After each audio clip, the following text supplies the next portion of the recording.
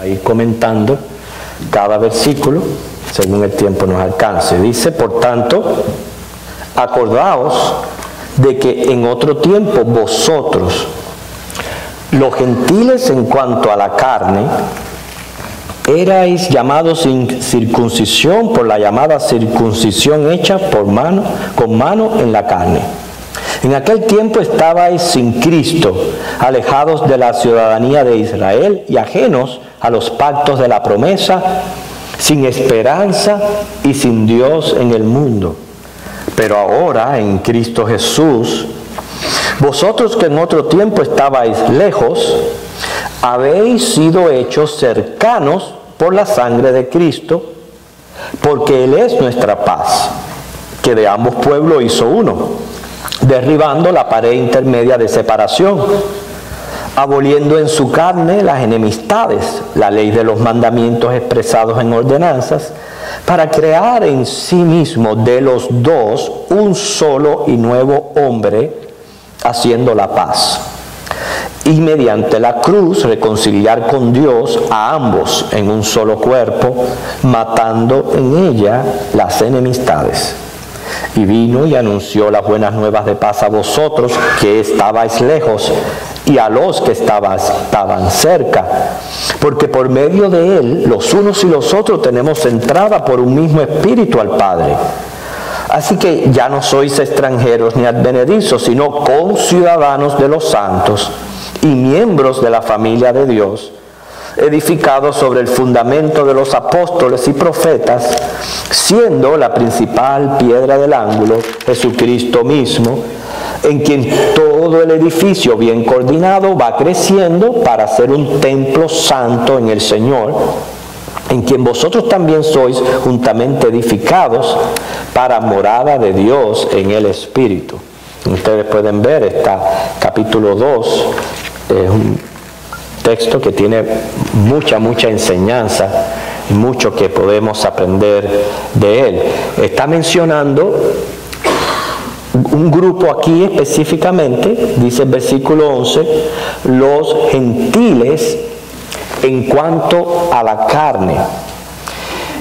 ¿Quién era considerado un judío y quién era considerado un gentil? Permíteme compartirle un comentario extraído del Diccionario Bíblico Ilustrado Holman en la página 941, que abunda acerca de lo que es un judío. O sea, deriva de la tribu de Judá, pero eso se le dice judíos.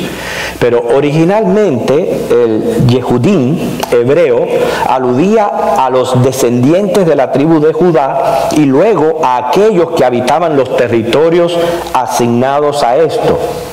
Con la deportación y la consiguiente asimilación de las 10 tribus perdidas del reino del norte por parte de los asirios, después del 722 a.C., los únicos israelitas que sobrevivieron al periodo exílico, junto a unos pocos de la tribu de Benjamín, como Mardoqueo, que era llamado judío, fueron los de Judá, y de ahí que entonces ya no se les conoce como, más bien como israelitas, sino como judíos.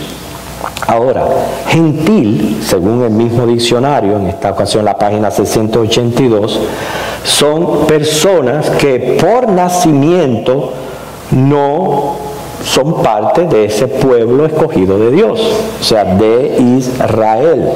O sea, la doctrina de la elección que convierte a Israel en nación santa, escogida entre las naciones mediante el pacto en Sinaí, dirige la atención a que ninguna otra nación tiene un Dios con esas características ni leyes de esa clase. Por eso es que está la distinción entre lo que son judíos, o sea, nacionalidad israelita, y el resto de las naciones considerados gentiles.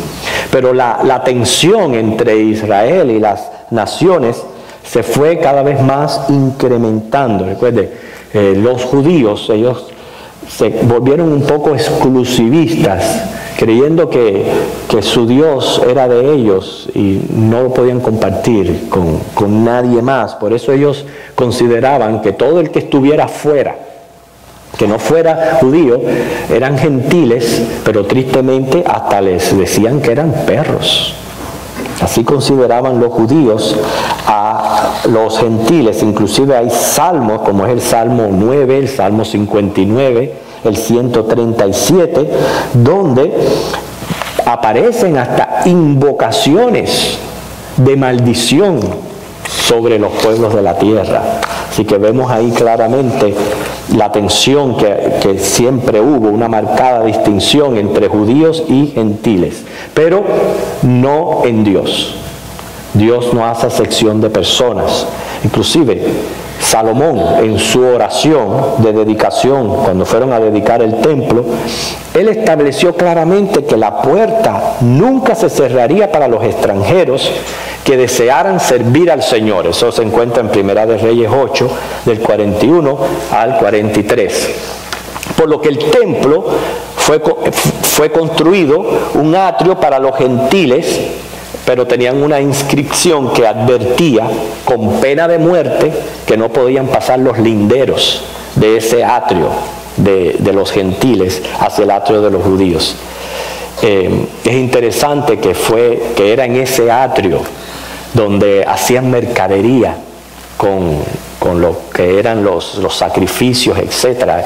Y se oía el cambio de moneda, y todo eso ocurría ahí en el atrio de los gentiles, que hizo enojar mucho a nuestro Señor, ¿verdad?, cuando llegó y purificó el templo. El mismo Jesús dijo que Él era, Mateo 4, 16 al 17 y Lucas 2, 32, luz para los gentiles.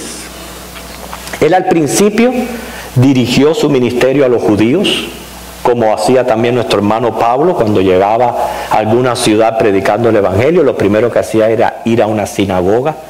Pero el mismo Señor dijo que debido al rechazo de los judíos hacia el reino, se los iba a quitar y se lo iba a dar a los gentiles que sí estaban dando fruto. Mateo 21, 43.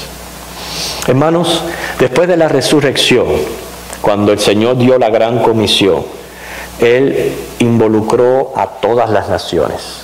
Mateo 28, 19, Hechos 1, 8 dice, hasta lo último de la tierra. O sea, esa promesa del Mesías no era solamente para los judíos, era para todos. Y no solo la promesa del Mesías, también la promesa del Espíritu Santo. En casa de Cornelio dice que el Espíritu se derramó allí sobre los gentiles. Hechos 10, 45. Pero aún así, sabemos leyendo el libro de los Hechos, cuánto luchó el apóstol Pablo para arrancar del corazón de sus compatriotas judíos aquel resentimiento que ellos tenían sobre los gentiles y aquella división que había entre ambos.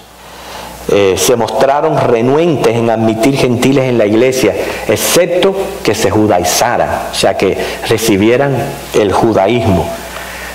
Conocemos también cómo ahí en Antioquía de Siria, Pablo tuvo que confrontar a ciertos hombres que venían enseñando que los gentiles tenían que venir por la vía del judaísmo, o sea, cumplir la ley de Moisés y circuncidarse. Y Pablo tuvo que enfrentar, eso fue lo que provocó el primer concilio de la iglesia. O sea que todos esos problemas resultaron en aquellos primeros años. El mismo Pedro, que es increíble que haya recibido aquella visión de ese manto antes de ir a casa de Cornelio. El mismo Pedro luego rehusó comer con los gentiles. Y según Gálatas 2, 11 al 21, Pablo le tuvo que reprender por aquella actitud. El mensaje de Pablo era que en Cristo no habían distinciones. Y hermanos, entre los cristianos no deben de haber distinciones. No debe de existir absolutamente ni la menor pizca de racismo. Hermano, eso es contra Dios. Eso a Dios no le agrada para nada. Acuérdense que Él nos hizo, no nosotros a nosotros mismos. Él es nuestro creador.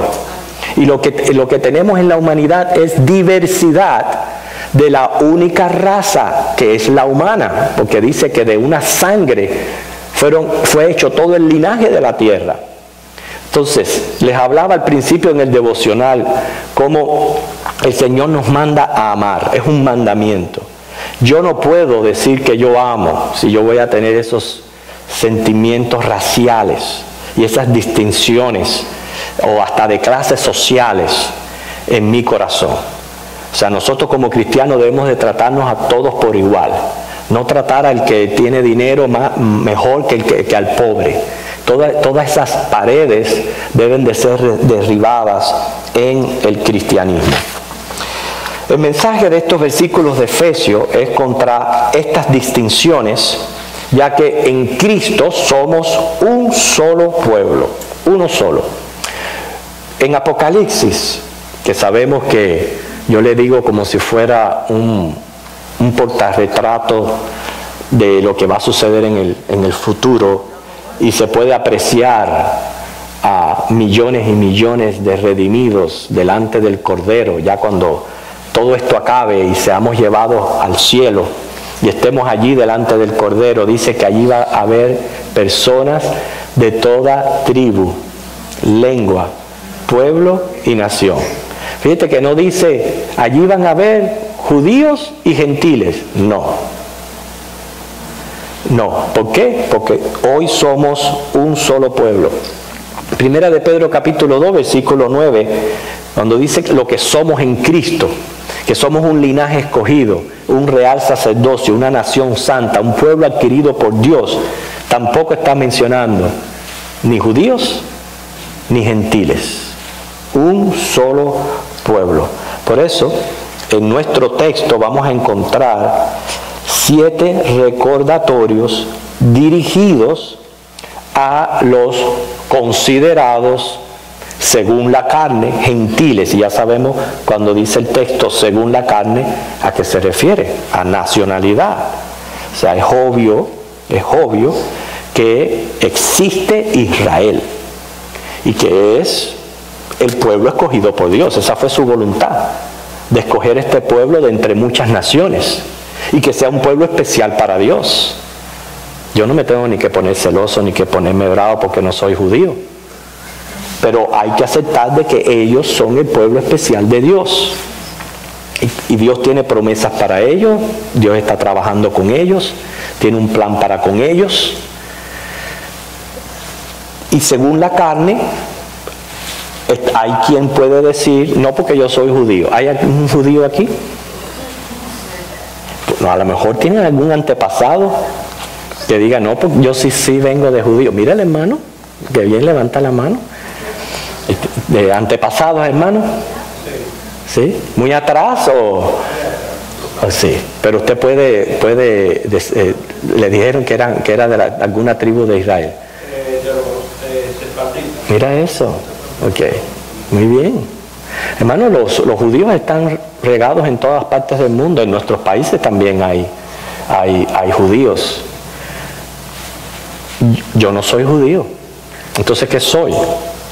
Según la carne, si no soy judío, soy gentil. Según la carne, nacionalidad.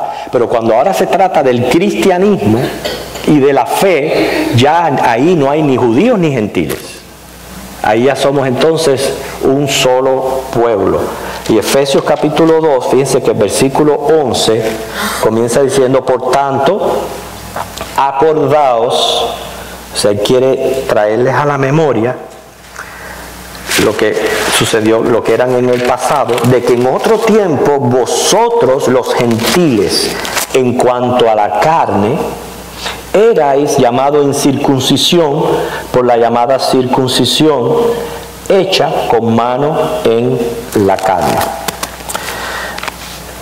Hay veces que conviene dar una miradita atrás, no para gloriarnos ni en el pecado, ni en lo que éramos, porque hay veces es triste cuando una persona pues comparte su testimonio y le pone cierto tono de alarde, y yo pienso que mientras más criminal o más malo era, para él parece ser más grande. Y suena así. Yo digo que el testimonio glorioso y grandioso es aquel que nace en el cristianismo y nunca se aparta de los caminos del Señor. Ese sí es un tremendo y grande testimonio. Que alguien que fue esto y lo otro y aquello, el Señor es un milagro de Dios, un milagro grandioso de Dios.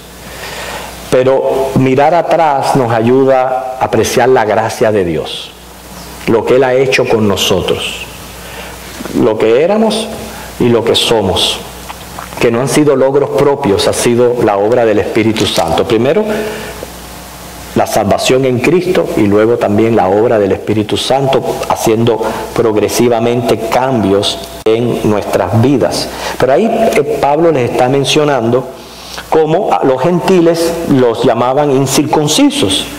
¿Por qué? Porque la circuncisión, aunque hoy día es algo que se practica por todas las naciones y por varios motivos y propósitos, la circuncisión fue un pacto que Dios hizo específicamente con Abraham y con su descendencia. Ahí la estableció en Génesis capítulo 17.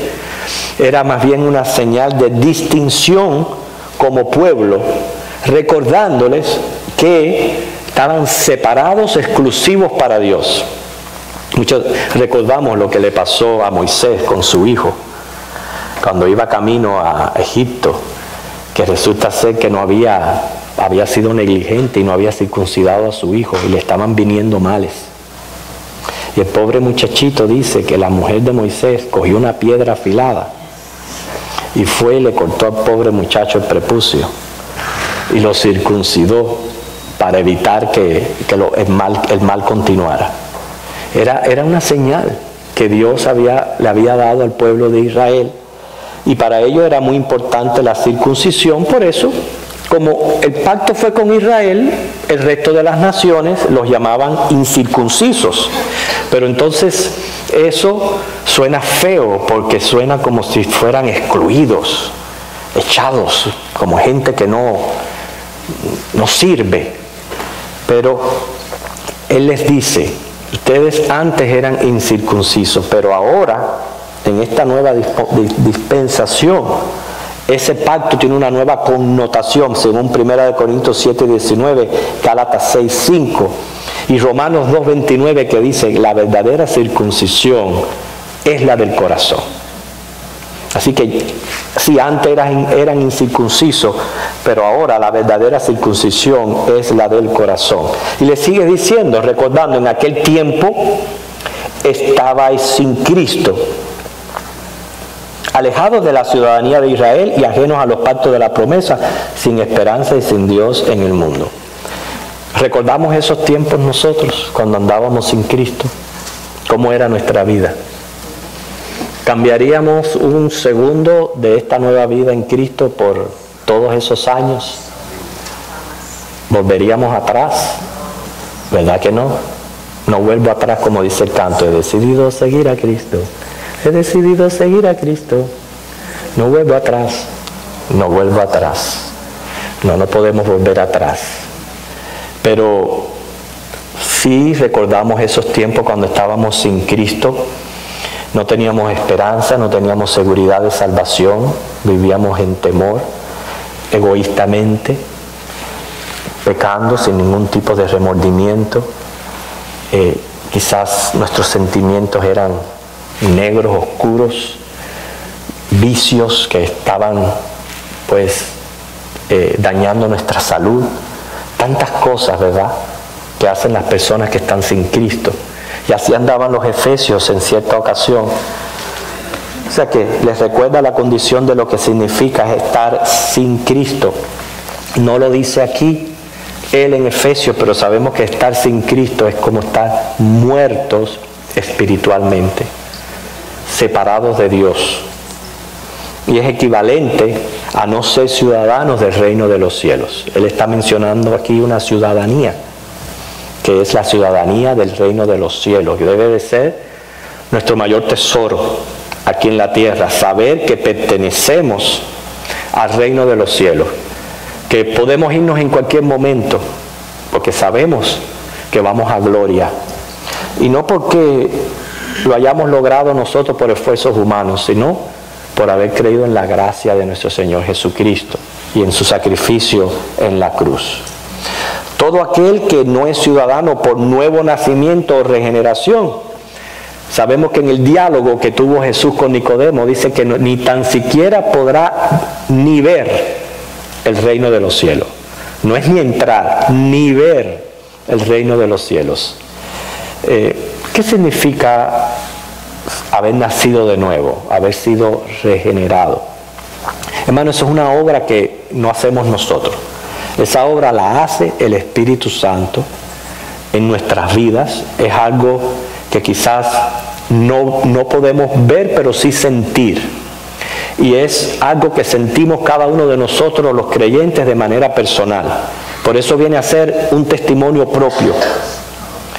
Y siempre de este púlpito les digo una y otra vez más, y no me canso de repetirlo mientras lo esté escuchando: personas asegurando salvación y condenación en otros. Hermano, eso no nos pertenece a nosotros. Usted no puede decir si una persona es salva o condenada. Usted tiene que estar seguro de sí mismo.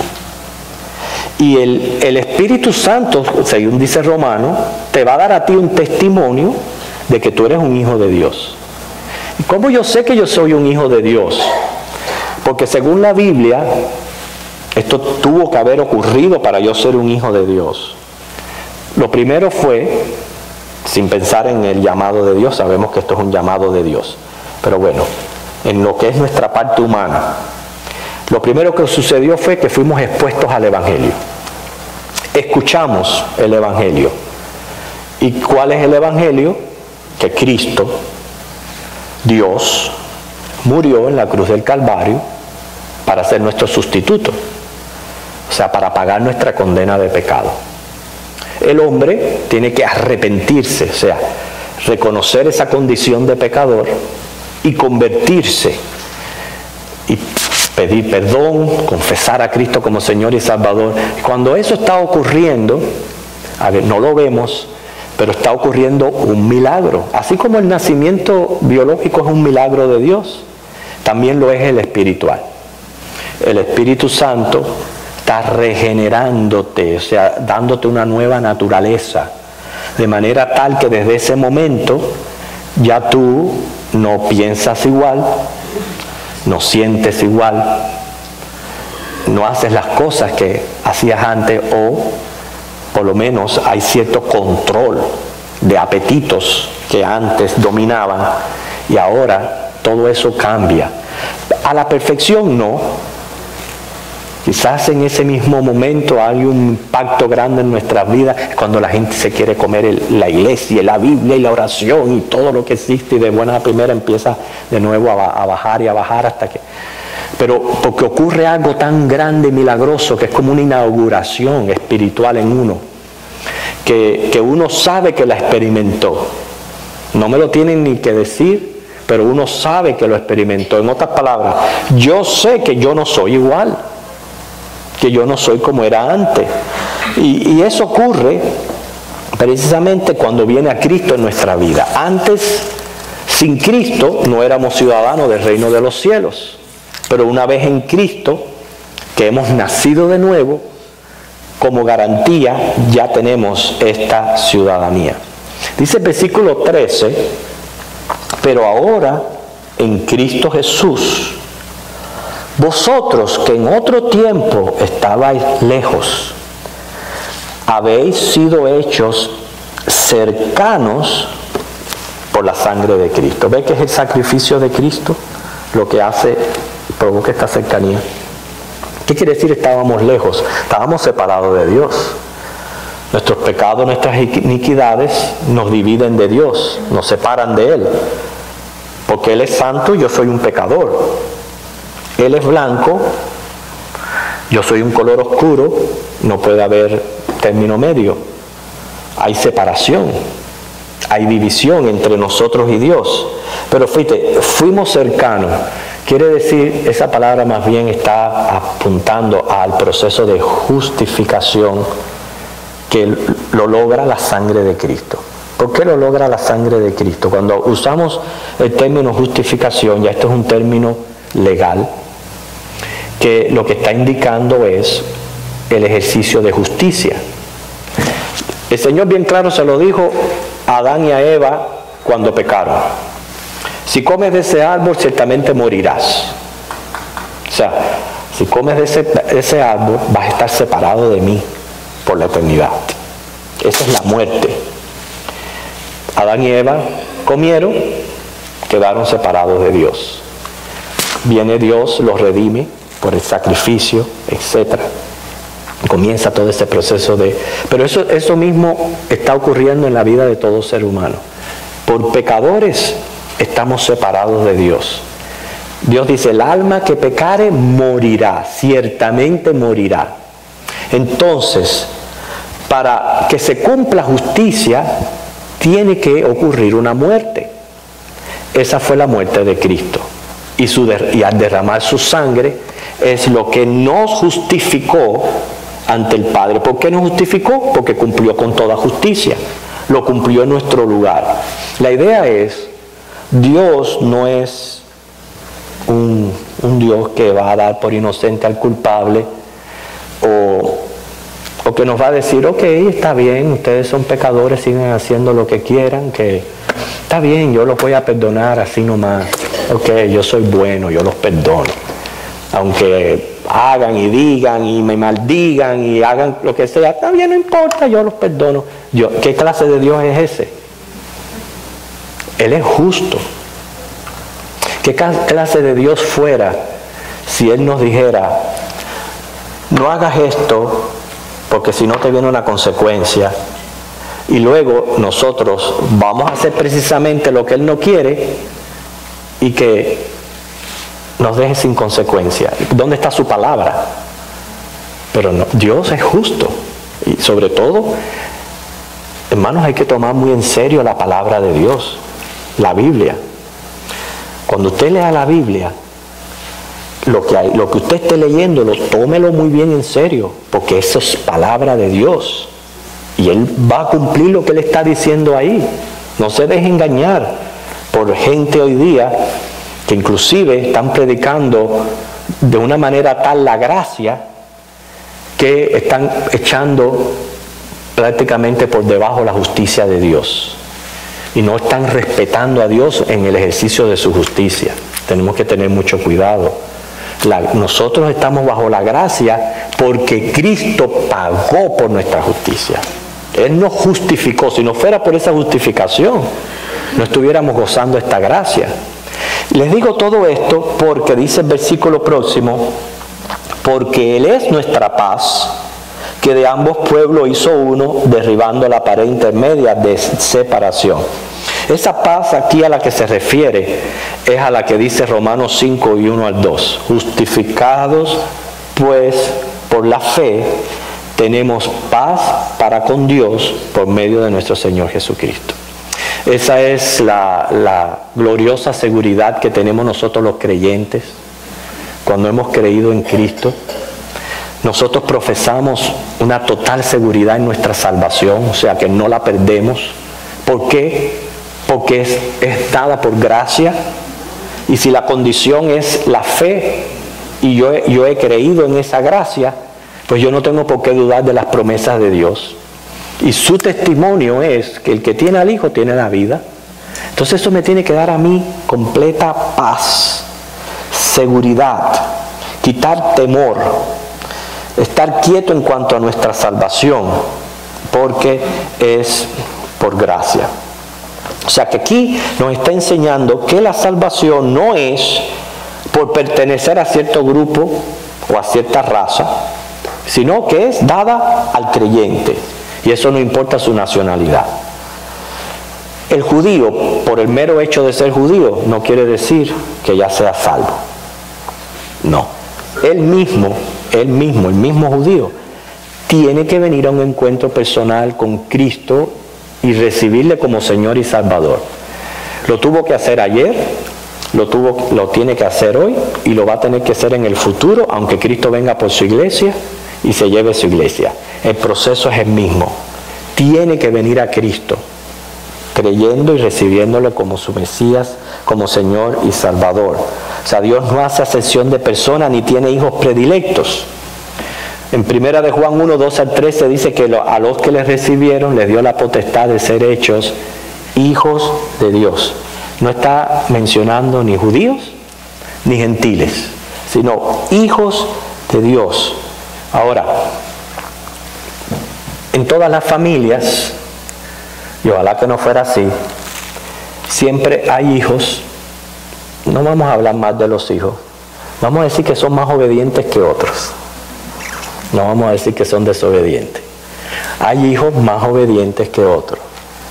Eso mismo ocurre en la familia de Dios. Todos somos hijos, judíos y gentiles, la misma calidad de hijos. Pero no todos los hijos agradan al Padre de la misma manera. Hay quienes son más fieles que otros, hay quienes les sirven a Dios más que otros, hay quienes tienen más gratitud y aprecio a la gracia que otros, pero en fin y al cabo seguimos siendo hijos de Dios. Y por eso, hermanos, Cristo destruye las enemistades. Posiblemente ya este sea el último punto que podamos tratar, los versículos 4 al 18. No solamente hubo enemistades entre judíos y gentiles, conocemos la larga historia de enemistad entre judíos y samaritanos por el mero hecho de que eran mixtos y no eran puros. Todos esos problemas pasaron a la iglesia, porque eso es otra cosa. El Señor nos salva, sí, nos regenera, pero hay veces arrastramos todas esas malezas y las traemos a la iglesia y las ponemos en práctica en medio de la iglesia, y es por eso que se necesita de la palabra de Dios que nos vaya corrigiendo. Y aquí el Señor está, posiblemente ya sea la parte más aplicativa a nosotros. El Señor destruye enemistades, hermanos. Las enemistades, dice, porque Él es nuestra paz, que de ambos pueblos hizo uno, derribando la pared intermedia de separación, aboliendo en su carne las enemistades, la ley de los mandamientos expresada en ordenanzas, para crear en sí mismo de los dos un solo y nuevo hombre, haciendo la paz. Dios es un Dios de paz y de unidad. El mismo Señor Jesús oró por la unidad de la iglesia. El Señor nos manda a estar unidos. Que tenemos diferencias, sí las hay. Inclusive el mismo cristianismo está fraccionado en denominaciones. Todo eso producto de nuestra finitud y hasta de la pecaminosidad, donde hay veces pues no entendemos de la misma manera los misterios bíblicos o ciertas doctrinas bíblicas, y cada cual se va agrupando según sus percepciones y según hay veces sus gustos y deseos. No a todo el mundo le apelan los bautistas. Eso es cierto, pero eso no quiere decir de que estemos enemistados o que tengamos divisiones o que no nos consideremos como una iglesia que somos en Cristo a pesar de las denominaciones. Si profesan a Cristo como Señor y Salvador, somos un pueblo, el mismo pueblo. Pero fíjese, gracias al Señor tenemos un mismo Señor, un mismo Dios, un mismo Padre, un mismo bautismo, una misma fe. Pero esto es lo más lindo de todo. Dios nos ha llamado a una misma congregación, a servirle en una congregación según el don que haya recibido cada uno.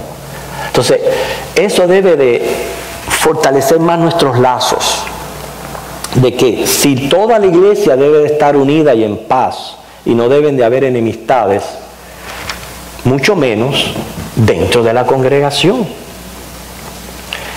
Es imposible, hermanos, si aún a veces en las propias familias no nos podemos poner de acuerdo, en las familias, los núcleos familiares, cuánto más una iglesia compuesta de tantas familias. Añádele a esa sopa, como yo le digo, 16 nacionalidades que hay en esta congregación. 16. Cada una tienen sus diferencias culturales, hasta palabras, costumbres, y todo eso hay que considerarlo, que es un verdadero milagro del Espíritu Santo que haya unidad en una congregación. Es obra de Él, hermanos, definitivamente, porque de lo contrario fuera imposible la unidad y mantener la paz en nuestra iglesia.